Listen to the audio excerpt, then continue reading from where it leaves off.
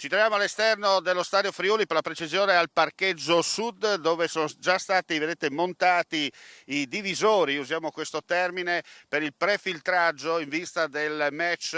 della Supercoppa UEFA in programma il prossimo 13 agosto qui allo stadio Friuli. Ritmi serrati per rispettare i tempi in vista della finale della Supercoppa UEFA in programma il prossimo 13 agosto tra i campioni d'Europa e vice campioni del mondo del Paris Saint-Germain e i vincitori della UEFA Europa League del Tottenham Hotspur. Si è partiti dalla curva sud con i primi divisori dei prefiltraggi come da disposizioni di pubblica sicurezza e ordine pubblico, riservati ai tifosi più caldi delle due compagini. Poi toccherà l'area della tribuna, il famoso arco, e distinti verso il palazzetto dello sport, per chiudere con la curva nord, appena il cantiere presente avrà terminato i lavori in corso. Nel frattempo anche il terreno di gioco si fa il look, rimossa l'erba naturale e sintetica con la posa della sabbia per rifare il drenaggio e la posizione delle serpentine per impianto di irrigazione e la successiva stesura del manto erboso degno di una finale che conta. Da quanto ci è stato detto, il cordone di sicurezza eretto verrà poi smontato entro 7 giorni,